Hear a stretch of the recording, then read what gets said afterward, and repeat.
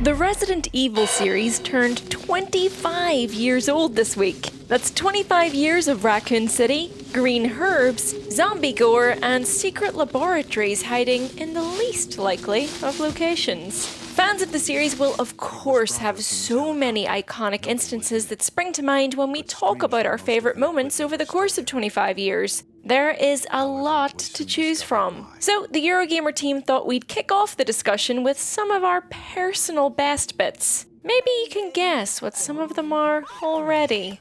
Anyhow, make sure to leave your favourite bits from the Resident Evil series in the comments below, and maybe we can do a follow-up video showcasing your chosen moments too.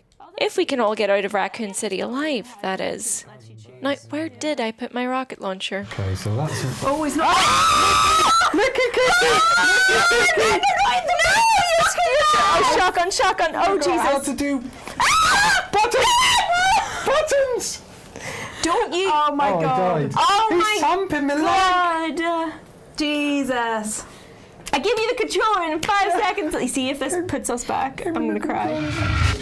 As you might be aware by now, I live for the ridiculous, over-the-top moments that really defined the early Resident Evil titles. The entire live-action element of the first game, for example, that gave us moments like this one.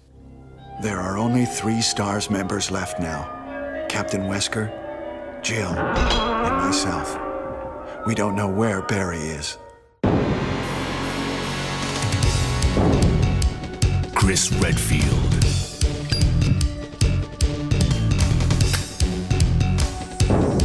Jill Valentine. Barry Burton.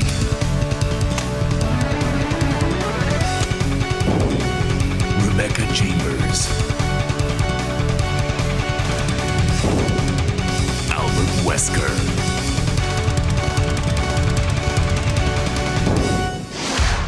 Resident Evil. Of course, there was that time Chris Redfield punched a boulder into submission inside an active volcano.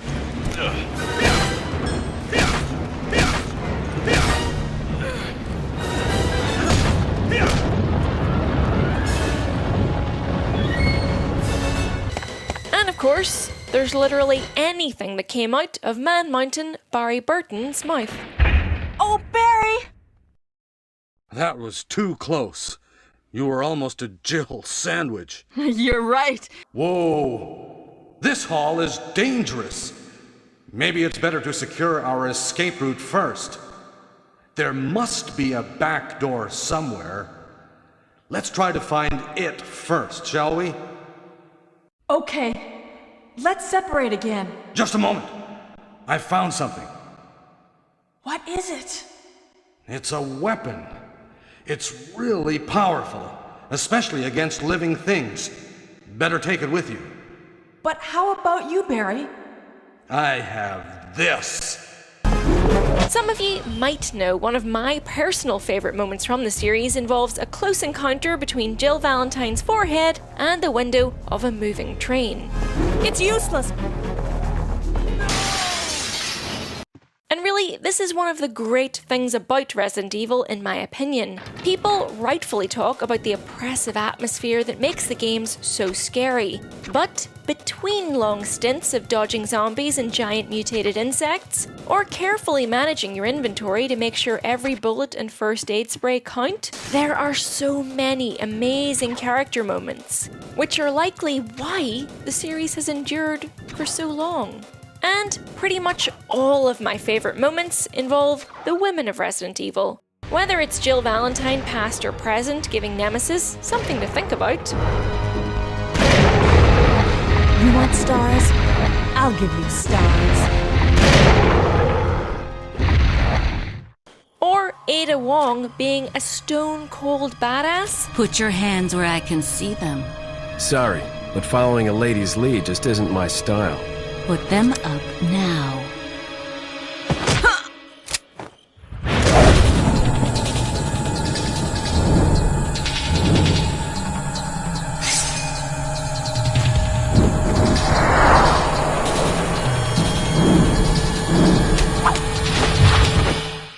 Bit of advice, try using knives next time. Works better for close encounters. Leon. Long time no see. They are always the characters that have kept me coming back for more.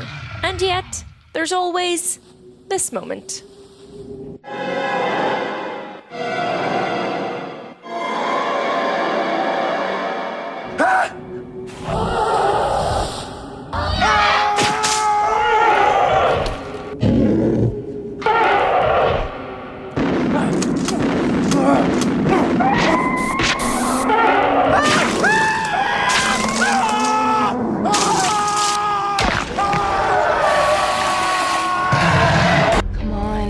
Don't you die on us now. That dinner scene in Resident Evil 7 put me off, well, dinner for a little while. It was the first proper indication that Resident Evil 7 was going to be very different from the other games that have come before. No labs or cities or soldiers or police officers are in sight. Instead, in front of you is an intimate setting that's uncannily familiar, yet it's been twisted and distorted to disgust you in far more ways than just being served entrails for dinner. At first, it isn't even apparent whether you're in any danger. When Marguerite says, Eat it. It's good. I even wanted to believe her for a brief moment because she sounded so eager. Of course, Jack cutting off Lucas's arm kinda brought down the mood a little bit. Resident Evil 7 is rooted deeply in the Baker family and their mansion, so this dinner scene where we meet the core antagonists has a lot riding on it. Go on for too long with the Bakers acting normal-ish and it would have been gimmicky. Kick off the scares too quickly and it wouldn't have its air of, maybe if I go along with this everything will be fine, tension. But Marguerite running off, pissed I didn't like her cooking, and Jack Baker leaving to answer a phone call? Now that's just close enough to a real family dinner to make you unsure what kind of people you're dealing with. As well as being one hell of an introduction to the Bakers, the dinner scene gives an early indication of the kind of scares and trials you're going to be put through. You're shown early on that this mansion isn't like the gothic settings of Resident Evil 4 or Raccoon City. It's a mansion that's still lived in by its horrific residents, with all the gadgets, tools and quirks other homes have, with an added macabre twist. A pot full of offal, a dad's prized car you can use to mow down Jack himself, notes on the fridge about the cuts they've butchered from unfortunate hostages. The dinner scene sets the stage for all of this messed up domesticity. And while I'm on the subject, what a way to show players how powerless they are compared to the Bakers.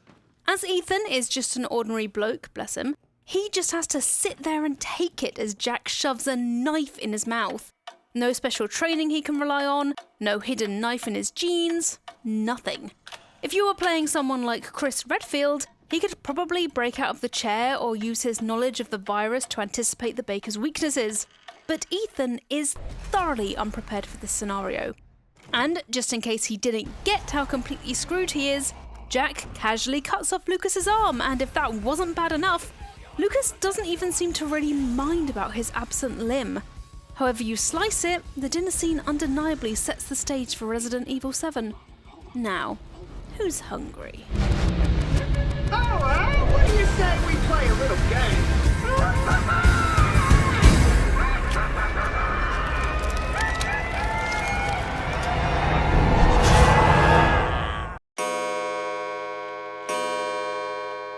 Be careful. They'll be looking for you. Pretty much my entire run through Resident Evil 7 is the best moment for me because, as I've said many times before, I played the entire game in VR and, oh my word, did it feel like I was actually living that experience.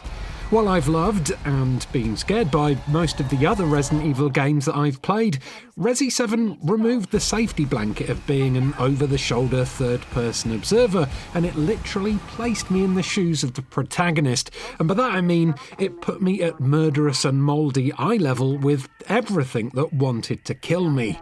From tiny little subtle touches like being trapped in the Baker house but being able to taste freedom by looking out of the windows only to see Ma Baker stalking around outside, through to her blood-curdling boss fight that saw her mutated form appearing through broken floorboards above me. Everything felt so realistic and oh so dangerous. You can't do that, that's not fair. Because of this, there were so many memorable moments that for me, it's hard to pick just one. But, as I kind of have to for this video, I can't not mention the section early on in the game where Jack Baker just straight up Terminators his way through a fricking wall in order to cut you off from your escape route.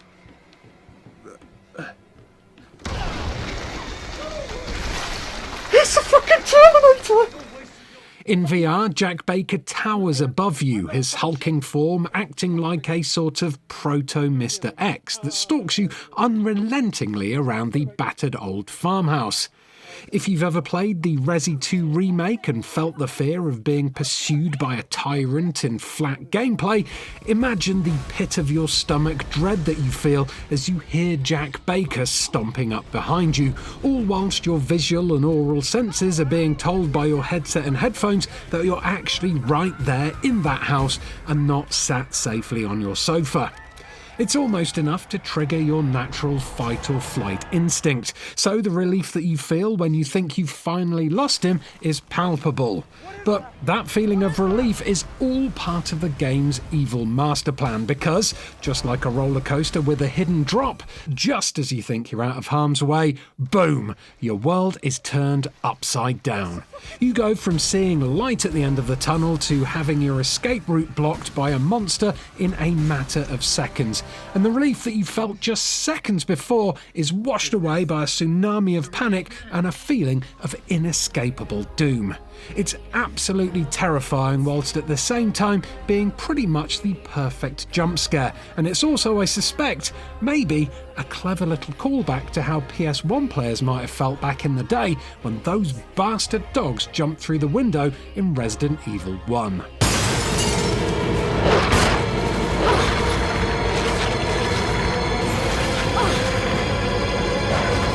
Make one wrong move and I'll shoot. Relax, beautiful. I said I was sorry. My name's Steve. Look, I can't be expected to come up with some examples of my favourite moments in the Resident Evil series and not choose every moment in Resident Evil Code Veronica that features Steve Burnside. Nice. I'll remember that. I mean, sure, I can see why people don't like Steve. His first appearance sees him shooting at Claire in an unfortunate case of mistaken identity. And when he speaks, well, I admit his voice is a little bit whiny and annoying. Huh? You're not a zombie. Well, great. Wait right there. I'm coming over. But Steve is a real lesson in not judging a book by its cover, because underneath this foolish facade, he's an absolute hero who always shows up in the nick of time with a cool combat role and some badass shooting.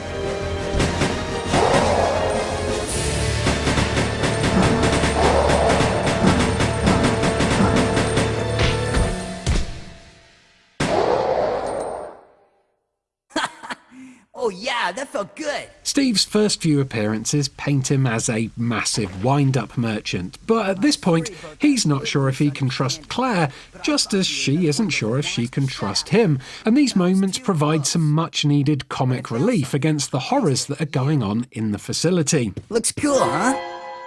Oh, I need those. Give them to me. You gotta be kidding. I found it and I'm keeping it. Steve's tantrums and stroppy storm-offs are utterly hilarious, but they also hide an inner pain and emotional depth to his character that none of the other Resident Evil protagonists could hope to have. What was that all about? I mean, just look at his eventual reunion with his father, for instance. It's as heartbreaking as it is heroic. What's wrong, Steve? Shoot him! Wait! I can't! No! Steve!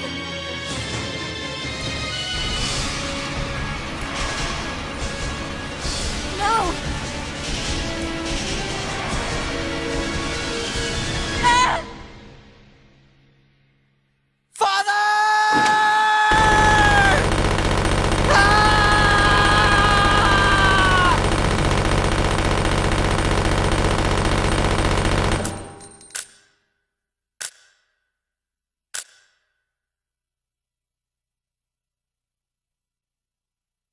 Steve.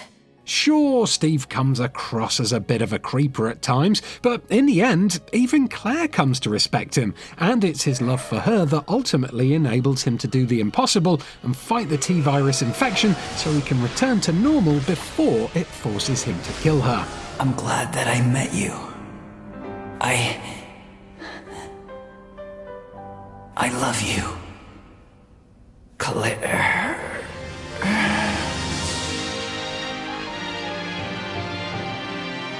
Steve? Rest in peace, Steve, you beautiful, misunderstood legend. No thanks. No thanks. No thanks. No thank you. No thank you. No ma'am.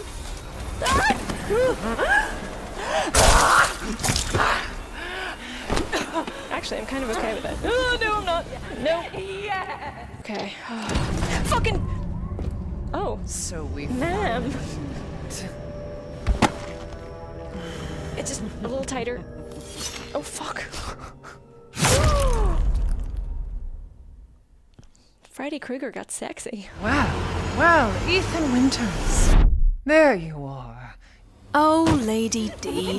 How are we to know how iconic you'd become? But for a moment, come with me and try to temporarily forget how famous Tall Vampire Lady is now, and go back to that first moment you saw her in her entirety at the end of the Maiden demo. How different does she look to any other antagonist in the Resident Evil series? Tall, fashionable, older presenting, and with giant claws, Lady Alcina Dimitrescu is a far cry from Nemesis or Mr. X, or the more human-sized Albert Wesker.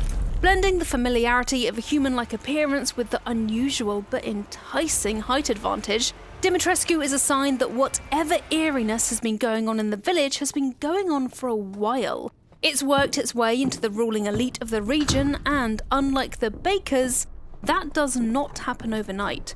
There's some decades-long ingrained shadiness at play here, instantly getting you invested in not only surviving the ordeal in Resident Evil Village, but figuring out exactly what happened and when to produce someone like Lady Alcina Dimitrescu. We saw just enough of Lady D to ignite considerable intrigue about Resident Evil Village, to an extent that I don't think even Capcom anticipated, to be honest. But I cannot wait to see more of her, and if crippling neck pain is the price I have to pay, then so be it.